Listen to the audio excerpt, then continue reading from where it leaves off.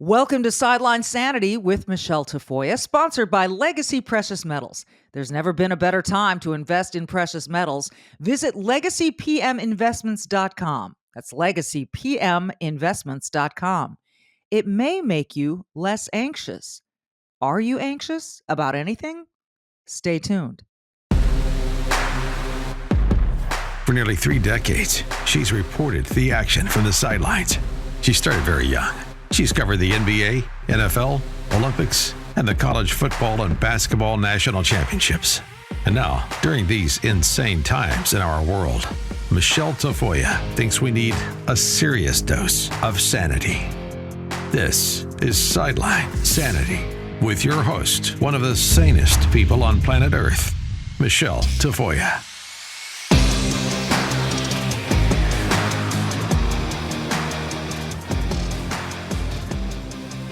So, what are you anxious about? I experience anxiety probably quite a bit. And I think a lot of people do. In fact, the statistics say that about a third of all Americans will have some sort of anxiety experience over the course of their lifetime. But I recently saw an article in the Wall Street Journal that caught my eye, and I'm really hoping this can help you with your anxiety. It's entitled, "In Praise of Anxiety, Rather than suppress this misunderstood emotion, we need to understand its essential evolutionary role in motivating us to action." And the author, Tracy Dennis-Tiwary, is a professor of psychology and neuroscience and director of the Emotion Regulation Lab at Hunter College. She joins us now. How do you like to be called? Dr. Tracy, Dr. Dennis-Tiwary? What should I call you? Thank you for asking. Tracy is just fine. It's nice to put the doctor in there in the beginning, and then we can just let it go. Yeah, let's not forget there is a doctor attached to Tracy, and that's very important as she speaks to this topic, which really reached out to me. And by the way, I want people to know that that little animal behind her is Nochi, her pup, and he's adorable, and he's just sitting so still. I would imagine he brings down she He brings brings down down my your anxiety. yeah. He is, of course, having written a book about anxiety and an article in the Wall Street Journal. Of course, he's one of the most anxious dogs I know, and that's a whole that's a whole other story. Well, as we try to put a positive spin on anxiety, I don't know if you can communicate that to a canine, but you can always try. I found your article so interesting because as someone who has dealt with anxiety for pretty much most of my life, to look at it in through a different lens was really helpful to me. What spurred this investigation of the emotion of anxiety for you? I've been a psychologist for over 20 years now, and I'm a clinical psychologist by training. And I defended my dissertation, when I officially became a psychologist on September 11th, 2001. No kidding. Yes. And so when I kind of came into the world as a professional, mental health was at the top of mind for all of us. And I really believed that this is the moment for us to transform how we think about and treat and destigmatize mental health. And so I put my head down for 20 years and just did the research. Now, I'm a clinical psychologist, but I've never really practiced. I've mainly done clinical research. So I did the work. I've developed, interventions for anxiety, gamified digital therapeutics. I even co-founded a digital therapeutics company called Wise Therapeutics to lower the barriers to accessing these engaging treatments. But I looked up about 5 years ago and I saw, okay, we have these great treatments. We have deep scientific understanding. We have medications for people who need them. Anxiety disorders are on the rise. And the statistic you mentioned before, that a third of us will be anxious in our lifetime, that actually is about clinical anxiety. A third of us will be diagnosed with an anxiety disorder in our lifetime. And the rest of us are just having, well, in many cases, struggling with anxiety. So anxiety is the human condition. We understand a lot about it. Why aren't these solutions working? And I came to an inescapable conclusion that we mental health professionals had made some terrible mistakes along the way. That we have conveyed some really profoundly damaging fallacies inadvertently, but nonetheless some really destructive viewpoints about anxiety that now we need to correct. And that's really why I wrote the book, to to correct some of these views that we've developed about anxiety that I believe are causing more harm than good, and getting in the way of actually allowing those good treatments that are out there, that information we have to help us. It's interesting that information could actually be an answer to this. I have friends with anxiety. It can be a debilitating thing. Anyone that experiences anxiety, it's first of all, help us differentiate between, say, anxiety and fear or dread, or how they intersect. How would you define anxiety from a clinical standpoint? It's a crucial question. And I love definitions. I'm a scientist. So thank you for asking that question. And I'll also go on to maybe also distinguish anxiety from an anxiety disorder, because I think this understanding, these definitional understandings are actually at the crux of this issue. So fear is the emotion we have when we face clear and present danger. Certain in the moment someone is holding a knife to your throat. That is fear. And because it's information, I'm in danger in the moment, it also primes us to act. And that's the old fight, flight response, freeze, fight, flight, the three F's that we're also familiar with. So we see the adaptive value of that. But anxiety has nothing to do with the present moment. Anxiety is all about the future. So as a definition, anxiety is apprehension about the uncertain future. That means that we're nervous about something coming around the bend. It hasn't happened yet. Yeah. So something bad could happen, but that also means that something good could happen instead. And anxiety makes us into these mental time travelers where we're holding those two possibilities in mind. And we are prepared to actually, and this is where the preparation side of how emotions help us prepare to act, we're prepared to avert disaster and make our dreams come true. But the way we talk about anxiety is we think of it only as an alarm bell, an alarm that tells us time to panic. But really, what anxiety is it's a signal that we should start paying attention, that there's a future about which we care deeply, and that we still have reason to hope that a positive outcome is possible. That is fascinating. As you were describing that, I was picturing myself when I'm waiting for my son to get home and he's driving. And right? And nothing's happened yet. He's still at school, wherever, but he's going to get in the car. He's 16. Please, God, get him home safely to me.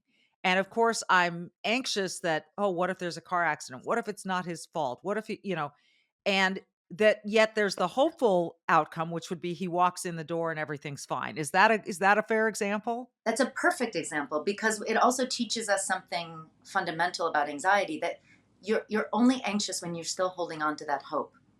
So Huh. if you only feared that he was in an accident, you would despair, you would panic, and of course anxiety as an emotion is on the spectrum. It's not panic all the time. It's that nervousness, it's the butterflies in our stomach. So this is one of the, if there's only one message that people take away from this book, it's that when we think about ourselves struggling with anxiety, we should remember that it means that we're struggling with hope. And It that is anxiety fascinating. contains it. It contains it. It And is contains actually hope. how we've evolved to keep hoping, be in it to win it, persist in the face of obstacles, because we know that positive outcome is still possible. This is amazing. So anxiety has been with us forever, right? It is a human emotion, just like joy, happiness, sadness, fear. Correct? Correct. And you posit in your book that anxiety has actually led to some pretty creative outcomes. How do you what's an example of that? A simple example of that is, once we remember that anxiety is the belief that there are future possibilities. Well, that it's that feeling we get when there's a discrepancy between where we are now and where we want to be. You're here waiting for your son to come home, and you want him to be home safe. Anxiety is that discrepancy in between. Or you have that big job interview tomorrow, and you're here waiting for it, and you want to crush it, right? So you're in that space in between. That's where creativity lives. So when we're creative, it's about bringing something into existence that's never quite existed before in the same way. Now, that could be a ham sandwich, which is funny of me to say because I'm a vegetarian. But anyway, that could be a ham sandwich. That could be a great work of art. It could be a problem, a thorny problem that you've been struggling with. So there's beautiful research by DeDrew and colleagues from 2008. And they showed that when you induce someone to feel mildly anxious, so, I could tell you, okay, your son's on his way home and he's driving, and, just thinking about that would make you, it would make you anxious. Yeah. Do something like that to make someone feel anxious, and then give them a difficult problem solving task. Induce other emotions, compare it to sadness, to happiness, to other emotions. What do you find? When you're anxious, you persist long in a difficult problem solving task where you have to come up with new ideas to solve a difficult problem. You come up with better quality ideas and more of them. Anxiety is an activating emotion. It prepares us to move into the future, to navigate uncertainty, and to make something good happen. It is an amazing thought and revelation to me, someone who always looked at anxiety through such a negative lens. I hate being anxious. Everyone Yeah. hates being anxious. But you also say, as you mentioned early here, that there have been mistakes made in medical professional or psychological professionals' approach to anxiety. In a nutshell, what are those mistakes? How were those made? How long have we been making those mistakes? We've been making them since the birth of psychology, which I guess you could track that about, 150 years ago. What started to happen as psychology desired to become a medical science, to medicalize anxiety so that we could understand and treat it like any disease, we created a disease story of anxiety. And it became fundamental, in the early days of psychology with Freudian theory, and then, decades later with cognitive behavioral kinds of approaches. We knew that anxiety was at the crux of a lot of mental health challenges. So what we did is we said, well, all experiences of anxiety, then we have to treat like a disease. We have to treat it like cancer. What does that mean? You prevent it and you eradicate it, because that's what the disease story tells us. It's like COVID. Don't get it. And if you get COVID, you got to treat it and you have to take vaccines.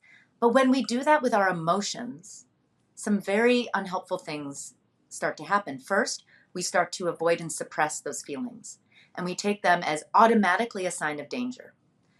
What that does with anxiety is anytime you suppress anxiety, what happens? It's like the white bear effect. Don't think of a white bear. Immediately our minds, and that's what happens with emotions. The more we suppress them, the more they come back stronger than ever. And it's an opportunity cost because we don't engage with difficult emotions and learn to cope with them. So that's the first thing to do. The second thing, when we have a disease, this is the story we psychologists and psychiatrists have told, with the disease story of anxiety, we believe that it's a malfunction. So that when we feel anxiety, it feels bad. No one likes to feel anxious. It must mean that there's something wrong. So it's a malfunction and I better fix it. So that means it's a failure, right? That of mental health, of happiness.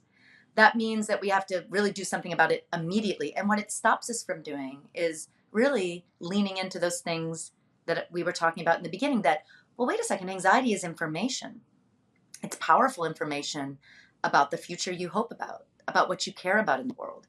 As soon as we treat it like a disease, we not only exaggerate and amplify it and lose opportunities to cope, but then we lose opportunities to see its advantages. That maybe, someone said to me the other day, it was so beautiful. She said, I've always thought of myself as a person who struggles with anxiety, but that never fit.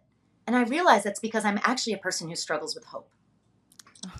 And when you just making that slight mindset shift helps us do many more helpful things when it comes to actually working with our difficult emotions like anxiety, and many fewer of the unhelpful things like suppression, avoidance, and denial. And this is something I want to point out. You just said make that shift in the way you see it. And that is possible. And people don't give themselves enough credit that they have the power to make that shift. It takes practice like anything else, but you can make that shift. We're going to get to that and also talk about how you can help your kids and your teenagers through anxiety. This is so important to me as I watch people raise kids around me who just try to protect them from anxiety and make it all go away, which I think is so, so, so unhealthy. More with Dr. Tracy Dennis-Tiwary in just a moment.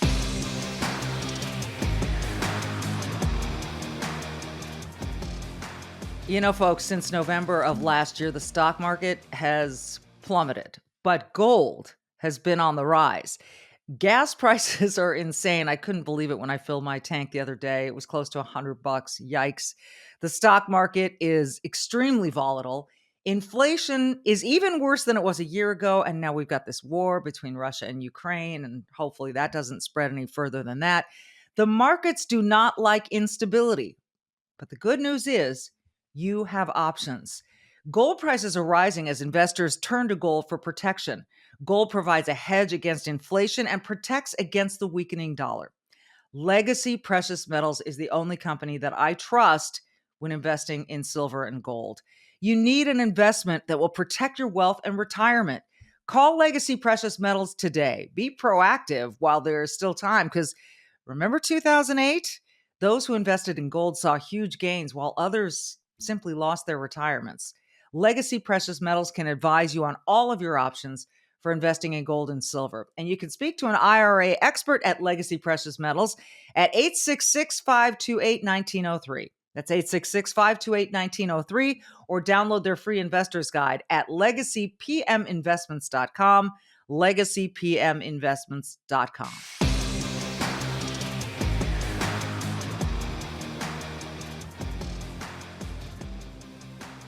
My guest is Dr. Tracy Dennis-Tiwary, a professor of psychology and neuroscience and director of the Emotion Regulation Lab at Hunter College. She's a clinical psychologist as well. And we're talking about anxiety.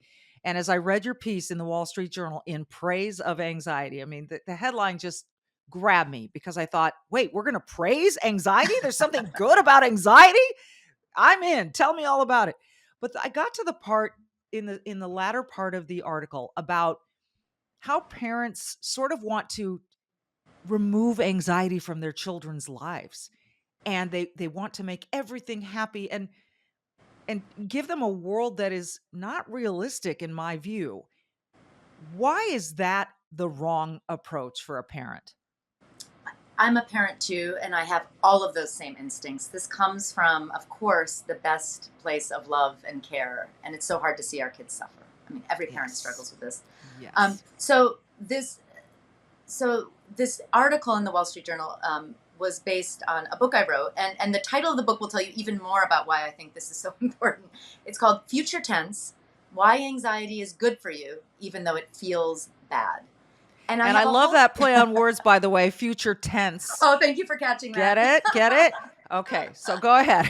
and I and I have a whole chapter devoted to parenting. I have a chapter also where I talk a lot about raising our kids and technology. And so and I'm really at my heart as a parent, as also a developmental psychologist, I care, kids are really where we always are going when we think anxiety. The title of the chapter on kids is called Kids Are Not Fragile. And I entitled it that because when we treat our kids as fragile, we're doing them a huge disservice. Because what does it mean to be fragile? A china teacup is fragile. So when we drop the teacup, it breaks into a million pieces. You can never put that teacup back together again the same way. But that is not how most ways of being human work. We are actually anti-fragile. And that's a term that Nassim Nicholas Taleb coined in his book about a decade ago called Anti-Fragility: Things That Gain from Disorder. And why it's important to think of kids this way is that think of our immune system. That is an anti-fragile system because you can't learn, your body will not learn to mount an immune response unless germs and bacteria and viruses are thrown at it. That is literally the only, so it actually requires challenge to be optimally working. Otherwise we'd be the boy in the bubble. Think of muscles. If you don't stress and strain and work and exercise those muscles, they will atrophy. They require that stress and strain. Our emotional lives are the same. So when we see our kids struggling with anxiety, our impulse is to, remove all those causes of those feelings and soothe them immediately. What we need to realize is that those emotions and their ability to learn to build emotional skills is an anti-fragile process. We need to let them struggle. We need to scaffold them and support them. But the only way out is through. And the only way to learn how to feel good is to really deeply learn how to feel badly and to cope with those bad feelings in ways that allow you to still function in the world. And so that's at the heart of really what I believe is the is the most helpful approach that parents can take with helping their kids with anxiety. Now, when you have an anxiety disorder, earlier on I seeded anxiety isn't the same as anxiety disorder. Let me make this Right. distinction now, because we all worry that our kids are going down that path towards an anxiety disorder. You can have frequent and intense anxiety, and still you would not be diagnosed with an anxiety disorder unless the ways that you cope with that anxiety are getting in the way of you living a full life. So when it comes to us, for example, say I have social anxiety and I'm very nervous when someone interviews me or I talk to people. And now I might have that anxiety every day and I can work through it. It's only when I stop agreeing to be on interesting podcasts. I don't go to work. If I'm a kid, I don't go to school anymore, or I want to sleep with my parents every night. It's those ways of coping are getting in the way of living life, and that's when an anxiety disorder might be present. Okay. So when we are helping our kids avoid anxiety, we're actually starting this vicious cycle of the kinds of coping that gets in the way, the kinds of coping that's about avoidance and not learning to actually work through it. So as a parent, the best thing we can do is to teach our kids how to cope with that anxiety in the moment and to build skills to do so. This resonates with me. I can't tell you, because I felt that was the best way to raise my kids. I'm a practicing Stoic, and by practicing, I mean I'm really practicing. I can't, don't claim to be a Stoic, but one of the key pillars of Stoicism is to know that the obstacle is the way, that you've got something in front of you. It may make you anxious, but the only way to deal with it properly or effectively is to work your way around it or through it or over it or however it, and by doing that, you find something about yourself. And that's what I think kids are being protected from. I don't know if it's largely, but it's happening. And we're raising, in my estimation, kids who are being taught that they're fragile. They're not, but they're being taught that they are, and they're not being given the skills to feel strong and powerful and know and confident and know that they can overcome these things. And so, yes, even with my kids being small, I showed them a video on stranger danger, which was approved for kids, but I wanted them to know, even at that age, that they had some agency in their situations, that they were strong enough to say, "Hey, this isn't my mom, this isn't my dad," and call to action other people around them if they were ever approached by a stranger. That's just one example, and I'm just one person, but I find this to be so empowering. Do you feel like this is something that is, that people are wanting to hear, that they or are, it just seems to me, we've, in society in general, we've gotten so self-protective and so, I need my safe space, and I'm just wondering, are we are we too late? I hope not. Yeah, no, I use my anxiety to hope for the future. So I'm an eternal optimist, but I don't think it's too late. Uh, This is where, again, the sole purpose of my book is to shift the paradigm on how we talk about anxiety. Because if you really think that anxiety is dangerous and a disease most of the time, of course you're going to protect your kids from it. But if instead we find a different metaphor and we think of mental health as actually being more like health or physical fitness. Like, what if Wellness, yeah. because we've come to, and you say this out loud and you think no one actually thinks that, but this is what we've conveyed. Mental health, we think, equals the absence of emotional discomfort. And the opposite is true. Mental health equals the ability to work with emotional discomfort and come out the other side. So what if the metaphor is physical fitness? And that's anxiety is like physical fitness. How does that change what we as parents do? Well, one thing, we know that it's not binary. It's not all or none. We know that it's a process of something you work towards, that you have to be challenged to achieve that physical fitness, that we look for early warning signs. So we don't just let our kid go out and, they're 5 years old and they play squash every day and they very soon injure themselves. We actually look for, so to say that a kid isn't fragile and needs to build skills or challenge themselves doesn't mean that we throw them to the wolves or that we don't care for them. Right. It just means that we give them the opportunity to build those skills, and we know that they can do it, and we have faith that they can do it, and they learn that same faith that they can do it. Now, there's a beautiful study that came out of the Yale Child Study Center, and it's a series of studies now, and it's driven a new treatment approach for children who are at the point of suffering from diagnosed clinical anxiety disorders. And it's called SPACE. Ellie Leibovitz and colleagues developed this. It stands for Supportive Parenting of Anxious Children. And typically you have a clinically anxious child and they receive gold standard cognitive behavioral therapy, which is a wonderful therapeutic approach. You learn to challenge your thoughts and behavioral habits. You learn to stop avoiding anxiety provoking situations and cope with them. So in SPACE now, you don't actually give the kids any therapy.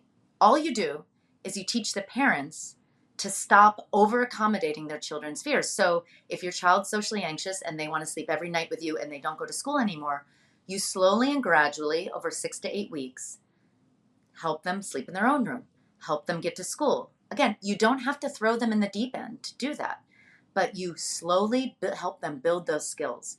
And so they'll do clinical trials of this and they compare it to treatment, cognitive behavioral therapy for kids. So compare just parents learning to stop over accommodating to clinically anxious children receiving therapy themselves. What do you find? They're equally effective.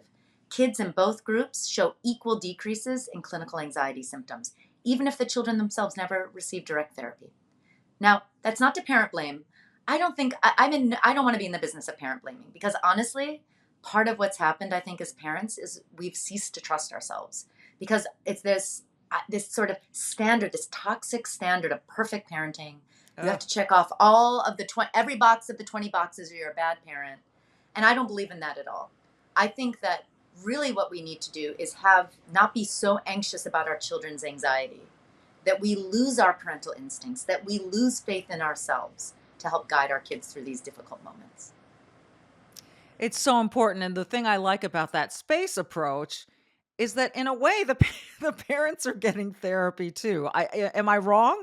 Because it seems like they're learning ways to teach their kids to cope, which may strengthen them as parents. It's a win-win, and it's a mindset shift. It's skills, again, knowing that these are skills that you can build, but it's also this mindset shift. There was another great study from 2013, Jameson and colleagues. Clinically anxious people came in, social anxiety actually, to do one of the hardest things that socially anxious people do. They had to give an impromptu speech in front of a panel of judges who were trained to be very judgmental, like crossing their arms and right. This is kryptonite for people with social anxiety, for all of us, but for people especially with social anxiety disorder. Half of those people learned that when they felt anxious, when their hearts were racing, they were sweating, that wasn't actually a sign to panic, that it was their body preparing to perform, that it was their their heart pumping blood to their brain with more oxygen so they could focus. They learned this new story of anxiety. They were shown research and they were given all that information. And then the other half of the people didn't learn that. And what do you know? When they actually had to give the speech, the people who learned that their anxiety could be an ally, they performed better, their heart rates were lower, and their blood pressure was lower. They looked like people who were actually just performing at their peak. So these mindset shifts are real and they're powerful and we can all do it. What you just said, we can all do it. That is so important that people believe that. And I don't know how you convince people of that except repeating it to them that they can do it. They can do it. They can. Yes, you can. I mean, is there a pitch you can give to anyone who's listening right now that yeah, you can make a mind shift. It is possible whether you know it right now or not. The only thing I want to say is that if you struggle with debilitating anxiety, this pitch, as you say, this idea that anxiety is good for you, is not to undermine that suffering. It is real. And when you have an anxiety disorder, it is a real disorder. It's not just change your mind, you're going to be better. Right. It is, you have to struggle your way through every day. And it is hard work. And these are not people who are lazy or just not thinking about it right. At the same time, I will say, when we consider that anxiety isn't always a disease or enemy, and are just curious, the pitch is just be curious about it for a minute and think, well, anxiety sometimes is not spiraling out of control. Sometimes those butterflies in my stomach are giving me important information. Let me be open and curious about it for a second. Sometimes it's my gut instinct. Anxiety is actually my gut instinct telling me that this is something that's not good for me. or that maybe this is I should pay attention. It's like a smoke alarm. And it's good. Like when you hear the smoke alarm, you don't put earplugs in and go to a different part of the house. You just are curious. You're like, maybe the batteries are off, or maybe I should see if there is a fire. But so my pitch would be curious about it for a moment. Consider it could be helpful. And when you are, even when you're really struggling through debilitating anxiety and anxiety disorders, it will help you do more of the helpful things that you're already learning in therapy to cope, to find more resources in your life, to connect to others. Anxiety actually primes you. It increases our levels of oxytocin, the social bonding hormone. So it primes us to connect to others. Anxiety increases dopamine in our brain, the pleasure hormone, which actually isn't just sex, drugs, and rock and roll. It also helps us strive to meet our goals. So anxiety isn't just those 3 F's of freeze, fight, and flight. It's also priming us to do things that help us. And just be curious about anxiety enough to see if it can offer you some of those advantages, and then do even better than all the hard work you're doing, even do better at all that hard work, and help you in that struggle, because it is a struggle. I hope everyone who's listening reads your book. I really do. But before I let you go, I have to ask you about the one big tool of driving anxiety these days, and that is social media. And I guess my approach was, I taught kids, do not define yourself by the number of likes or follows. That is not what defines you. And I preach that to them constantly, and they say, I know, I know. I hope they know. But where does social media fit into this whole picture of inducing anxiety, etc.? We have to think of social media today. There's no ignoring it. And what tends to grab headlines, so to speak, what tends to grab headlines are the extremes of the story, right? That it's either all bad and evil, and Yeah. it's destroyed a generation, and it's making all of us anxious, or nah, it's just like how we used to panic about the boob tube, and like it's not bad at all. Nuance is hard, but I believe that we parents and we as individuals who are using digital technology and social media have to find that nuance place. And for me, that nuance place is, there's no doubt that social media are not designed for human well-being. They're designed for corporate profit. So when we are working with our kids about how to navigate their digital lives, we have to teach them to be good citizens. What does that mean? It means we can't expect, they're not screens aren't going away. So they have to learn some key skills with, as you say, are you going to use these tools? Are you going to be used by them, or are you going to use them? Are you just, content for these social media companies, which means you're defining yourself by the likes and the shares and the followers, and are you can you see also how you're being gamified and rewarded to care about certain things that you may not want to care about? Let's teach our kids to have that wisdom. And then and that's an ongoing lifelong process, Yes, it is. unfortunately, but it is. Yeah. And then the second part is that, okay, so how do you use technology to further your goals, to enrich your life? Well, probably it's not good for deep social connection. Let's just wake up to the reality of that. From a social capital perspective, it's good for bridging, but not bonding. Bridging meaning, yeah, meet new people, discover new things. Don't think that you're really enriching human connections are going to come from there. Right. Right. Know that, yeah, once in a while, I have a 13-year-old son and a 10-year-old daughter. Once in a while, my son's going to be on video games. He enjoys playing them with his friends. And talk to your kids about how that's great, but it's also an opportunity cost. It's keeping them from doing other things, which for my Right. son is like running on the track team or playing piano. It's an opportunity cost. Let's find that balance. But these are discussions. So anxiety is amplified by technology when we define ourselves by it, when we escape into it to avoid our uncomfortable feelings all the time, when we're not doing other things that take care of ourselves. When we feel bad when we're on Twitter for 5 hours. Everyone would, right? Yes. Take that Yes. information, do something that removes you from that and builds your well-being. So those are the kinds of conversations I think we have to have around anxiety and social media and digital tech. I feel better. I hope I do. I can't recommend this enough. I will retweet the article 1,000,000 times because I think it's so important to read. But the book is Future Tense: Why Anxiety is Good for You, Even Though It Feels Bad. It's, again, Dr. Tracy Dennis-Tiwary. I just, what a pleasure it's been to talk to you. I hope we can do it again on another topic because you put this into words that we can all appreciate and understand. And I think feel like we can use and apply to our own lives. And that is so important. You're giving us a little bit of a roadmap, and it's tremendous. Thank you so much. Thank you, Michelle. I'll talk with you anytime. It's been such a pleasure. Thank you Oh, again. thank you. I've enjoyed it as well. Folks, again, the book, Future Tense, like tense, why anxiety is good for you, even though it feels bad. There is hope in anxiety. That's an amazing thing to understand and accept. This has been Sideline Sanity. I'm Michelle Tafoya. Thanks for being with us.